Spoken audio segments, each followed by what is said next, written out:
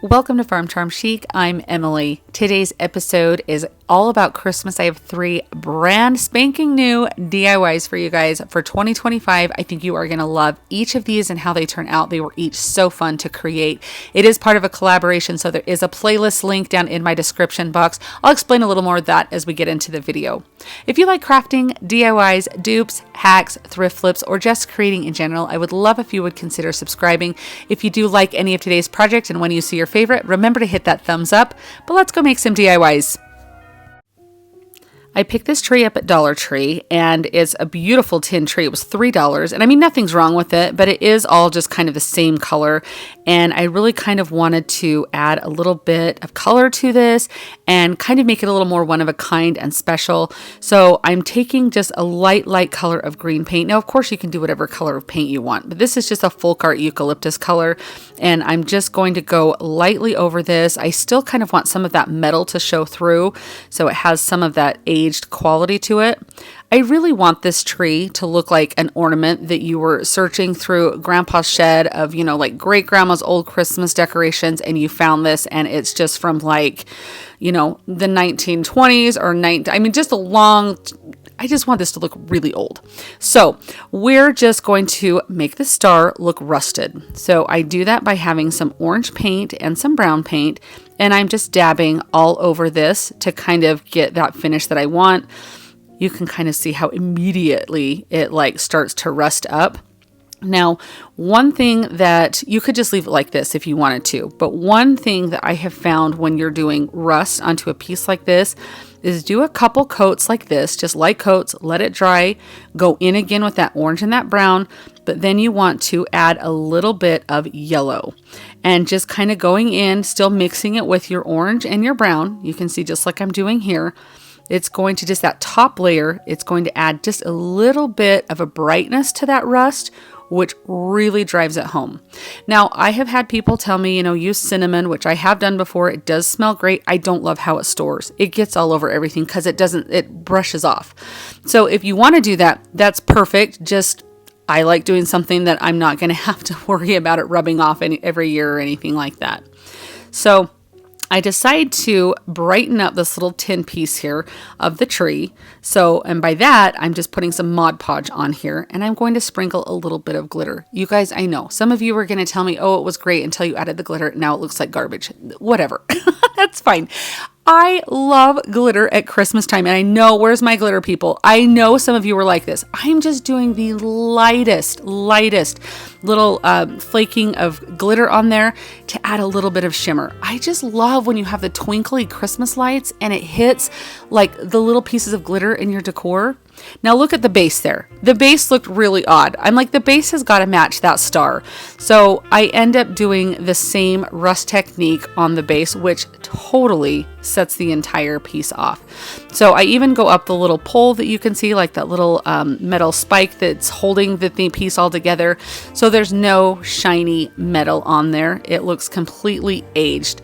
But look at how beautiful this is. I don't think that glitter is too much. But if you don't like the glitter, I mean, you just skip that step. That's fine if you're not a big glitter person, which, I didn't want cinnamon everywhere in my house, but I guess I'll have glitter everywhere. It makes no sense. I know, but I love how this turned out. This definitely is that perfect aged piece. I think this is going to be so beautiful with my Christmas decor and such a fun way to take a dollar store item and make it into something personal and have it be absolutely beautiful and one of a kind. What do you guys think? Are you guys in the mood for Christmas crafting today? I sure hope so, because we have a wonderful Christmas collaboration playlist for you. This is hosted and put together by Liana over at Liana DIY, and joining us this time are Crafting My Best Life with Lisa and also Crafting with Maria. We are also joined by Lori Bly DIY, DIY Next Door, and DIY with Amber. So click on that link that is in my description box as well as pinned in my comments. It's going to take you right over to that playlist. You will be able to see all the fun Christmas ideas that all of these wonderful and talented creators have done for you. You guys, get your hot cocoa, sit back, get ready for some wonderful Christmas inspiration, be entertained, and be inspired to create. If you are new or coming from the playlist, welcome. I am so glad that you are here. Let's get right back into the Christmas DIYs. Okay, I picked up this tree a few years ago at Hobby Lobby, but they do have them every year or something similar. It's got like a clear back to it with this little stick going up the back, like a paint stick almost. So you could even maybe cut your own out if you were very handy and wanted to do that. I like this because it has all these little planks, and so that's what I'm kind of leaning into. Now this is just a wet sponge that I'm using with some antiquing wax. If you have a stain or some paint or something you would like to use kind of in your background, go with that. You can kind of see how that one plank really picked up the antiquing wax. I wish the whole thing had picked it up like that, but it is what it is. I just want to give this finish to the entire piece, front, sides, back. You even want to get a brush and go in between any little planks like I have on mine to kind of get, which I'm showing you right here, to make sure that that antiquing wax or your stain gets everywhere so you don't have any of that natural pine color or whatever base color you had sticking out. Now this is just some drop cloth that I picked up at Lowe's. It was $16 for this gigantic piece. This is probably the 10th project I've done, and I haven't even made a dent in how much drop cloth I have. But I'm just laying my tree down. Now when you lay your tree down, it's going to have that stand on the bottom of it. So you just want to make sure that this part right here kind of goes over the lip of your table, just so it's laying flat. So that's why you can't see all of my tray while I'm working, because it's sitting over the edge of my workbench. Now I'm just using my pencil to kind of lightly trace each plank out, because I'm going to cut each of the drop cloth pieces out. So I just need to know where the top and the bottom are. That's why I'm marking in between the planks like I am here. And I just do this with each size of the planks on my tree. So then I just cut them into separate pieces here to make life easy while I cut them out with some pinking shears. Now my idea behind this is I'm going to be doing a process of putting the fabric onto each plank of the tree, and I want you to be able to see some of the wood on the edges. So I'm trying to do a fine balance between if I cut too much or too little, so you can always cut more off. So start being a little bit modest with your cuts, but you'll see I'll bring my tree right over here. And I'm just going to kind of go, okay, this covers the entire piece of wood. I need to trim it down. And then you just make your adjustments as such. So I'll trim some from the sides, some from the bottom. And you don't have to necessarily use drop cloth for this. If you wanted to use paper, I think some cute torn edge paper would be super cute for this. I think also some different types of fabric print if you wanted to do. If you even wanted to just do paint directly on your wood and have some of that natural wood showing, would be super cute as well. So there's a lot of different techniques that you could try or do with this. And it doesn't have to be on a tree like this. It can be on any wood item that you want to try this technique with. But you can kind of see I go through each of my pieces of fabric till I have all of them cut out and I have the desired amount of wood showing between each piece.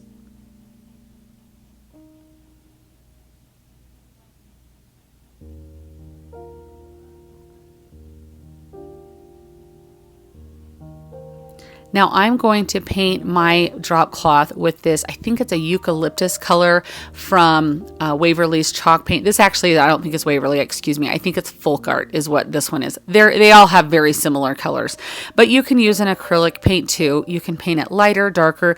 This almost comes across as white on camera, but you'll see when it dries, it does have a beautiful green finish. And that's the fun thing about being able to craft your own decor items, is you can match all of your pieces so they all blend in together. So you can see the paint goes on very thick on this drop cloth. It absorbs it. It leaves kind of an irregular finish.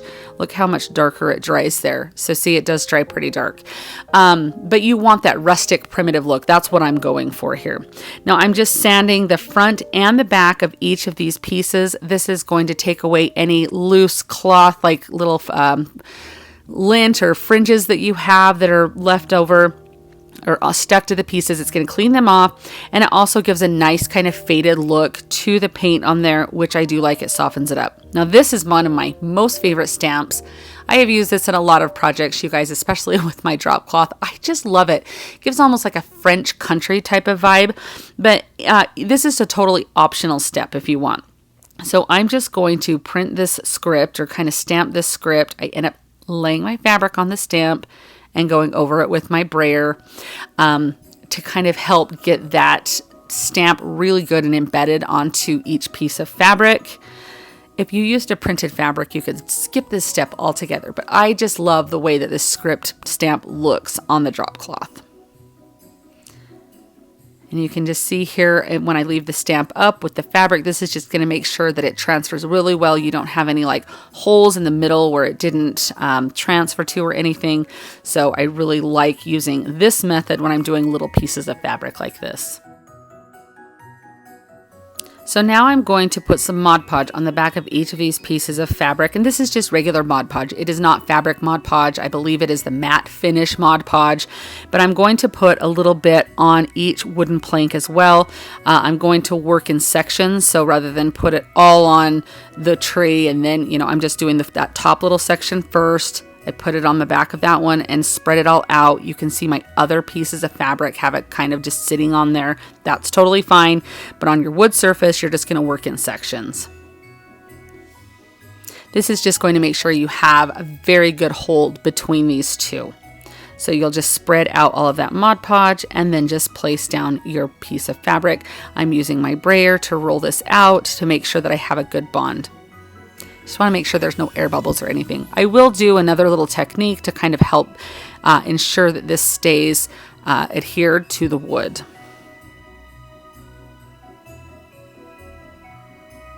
And here's the last piece.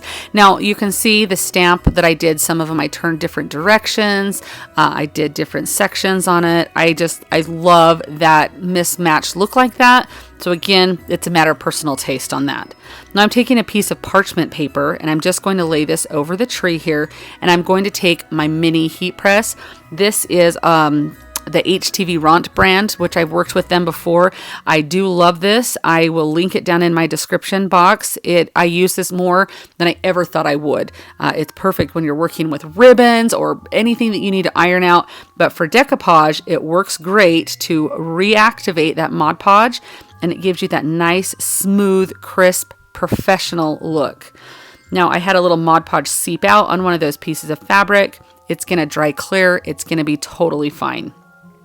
So I'm just going to go on all of my edges and give a little sanding. This is just another step to make it look a little bit more rustic. I feel like with this particular piece, it does have this really rustic, aged look. You're not going to want to skip this step. So I have some little picks that we're going to use, and I have this as some birch ribbon that I picked up at Dollar Tree a while back. I'm not sure if they still have this, but some lace would look beautiful, some satin ribbon. This is a very thick ribbon and it's kind of papery, so I'm able to just kind of snip it and then tear it. So it looks like I have several pieces of it because it is such a thicker ribbon. And I want this to look really crinkly, so I kind of start like mushing it a little bit, and eventually I just wad it up into like a little ball like it's garbage and just kind of move it all around to give it that texture. I think it's just because of the paper-like quality that it is, that's why I ended up having to do this. But I'll just straighten it back out, and then I trim the ends off at an angle to make it look more finished, like it truly is a nice piece of ribbon.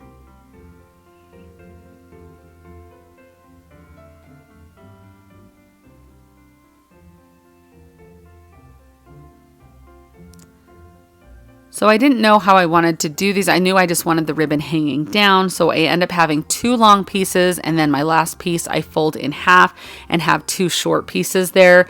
And then I just kind of wind them up at the top and I'm just kind of checking how it looks against my tree. And I'm just making like a little area that I can glue onto the tree. Since this ribbon is like a paper quality, it's hard to kind of tie it off there. And so I end up just using these little hair ties that I have. My daughters ordered them and they were kind of rubbery. They don't love them. So I thought, well, I can use them for crafts. I actually use them quite a bit. So I'm just wrapping this around several times. This will be covered. Clear elastics would obviously be better, but I am going to cover this up. But that's going to hold all those ribbons together instead of having to tie that papery ribbon. So then I'm just cutting off a couple little of sprigs. This is just a little white berry juniper. I picked this up at Walmart, as well as the little red berry that I have there also. And so I'm just going to glue my little sprigs from the pick on here. And I have 5 pieces of it. I have 3 that I end up gluing in a downward position and 2 that I end up gluing in an upward position. And I even like kind of slip them through the piece of elastic if I can, to kind of help give them a little extra security. The hot glue should be enough though.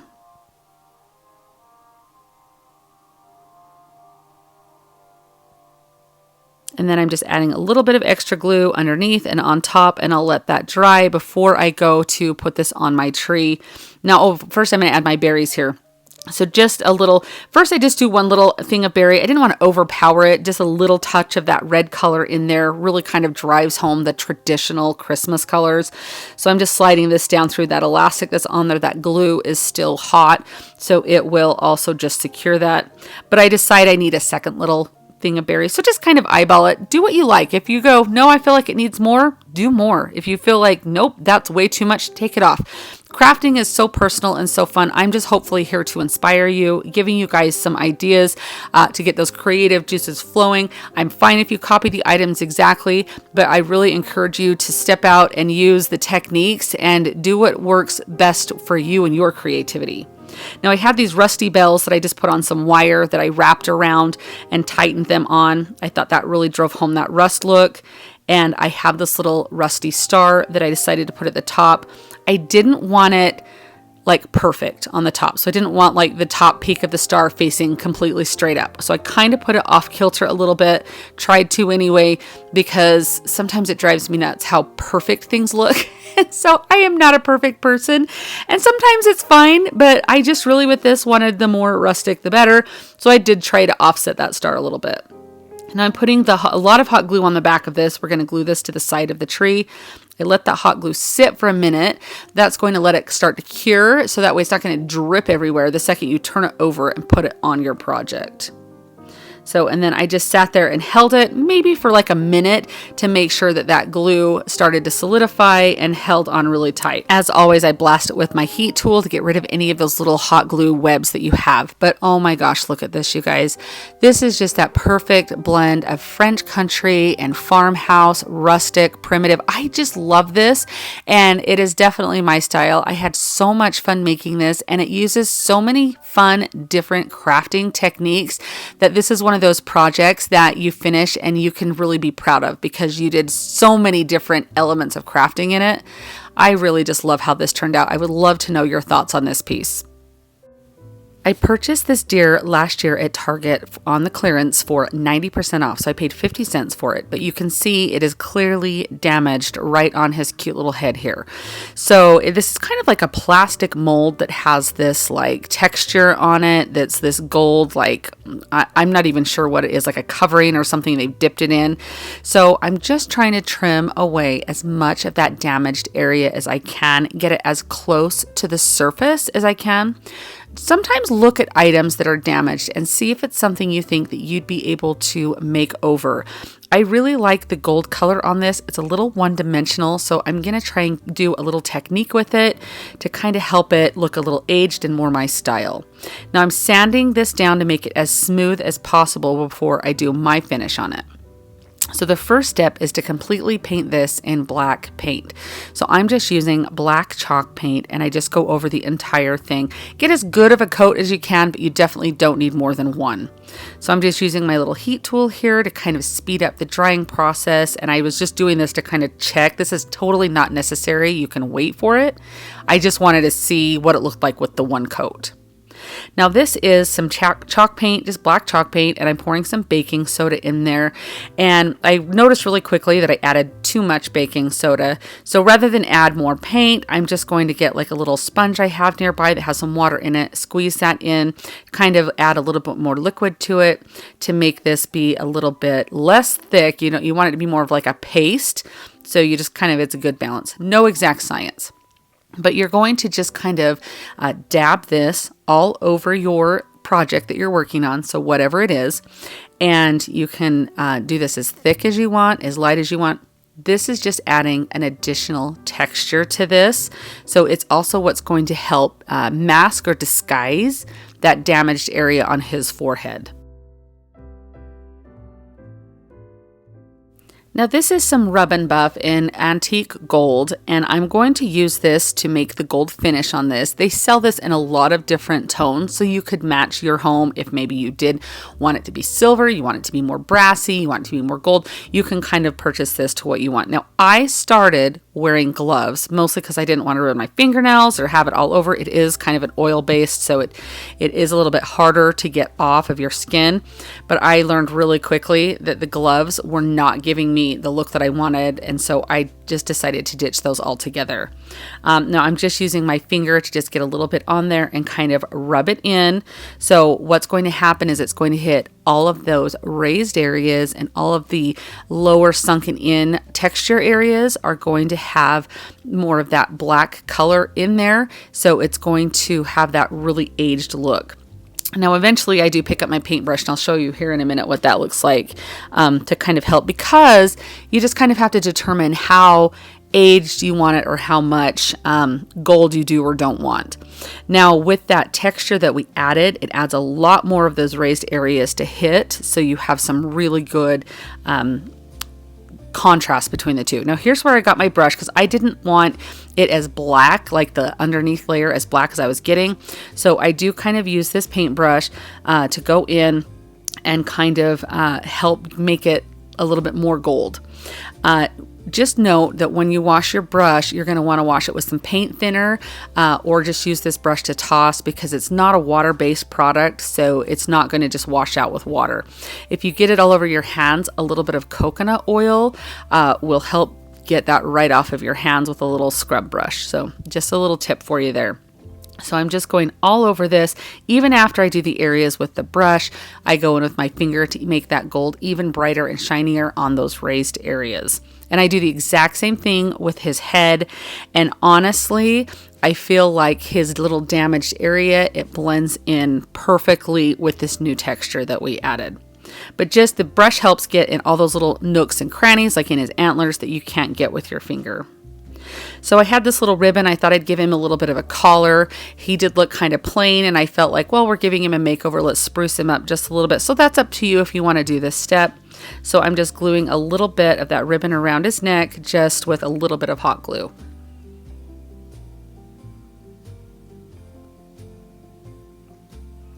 Now I'm going to add just a little sprig of some, this is like a juniper berry with a white berry on it that I picked up at Walmart. I love to use this. They have a red one and a white one, and I just think they're so beautiful. And then I just added a little bit of a green twine bow there. Bows are so in this year, which I love me some bows. You guys know this. So, but look at how adorable he looks. I feel like you cannot see that damaged area. I mean, if you didn't know it was there, you wouldn't be looking for it at all. But I took something that I got for 50 cents that was damaged, and I made it a beautiful piece of decor. I think this would be so cute, just tucked as a cute little shelf sitter. You could have it on a tiered tray. I just think he turned out very elegant, very beautiful, and this is something that I love because you can put it out for all of your winter season. It's not specifically Christmas, so if you're one of those that likes to put out a little bit more of the woodland feel, or you just like more winter stuff that you can leave out, I think this is perfect. So next time you're shopping clearance, or you see something with a little bit of a damaged area on it, stop and think, is that something that maybe I could fix and turn into something beautiful for my home?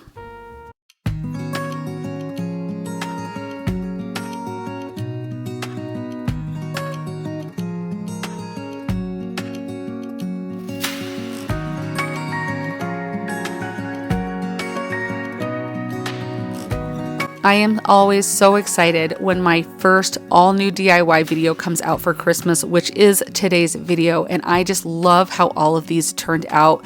They were all so fun, whether you're taking something that you bought from a store and just adding a little bit of customization to it. Maybe you're taking something that was damaged, making it whole again or new, or you're trying some new techniques and making something that you just feel inspired by. Whatever it is so rewarding, and it's going to make your home absolutely beautiful. And you have a sense of pride every time you see those pieces that you created that, and know that you were inspired and you did beautiful work. You guys, which one of these pieces spoke to you the most today? Let me know down in the comments. I love them all. I don't know if I can come up with a favorite. I know I always say that, but they're all so different, but so fun. Remember that our Christmas creating is not over yet. This video is part of a playlist, so check out that link in my description box as well as pinned at the top of my comments, and check out what all of these wonderful other creators have done for you. Thank you so much for joining me, and I'll see you next time. Happy crafting!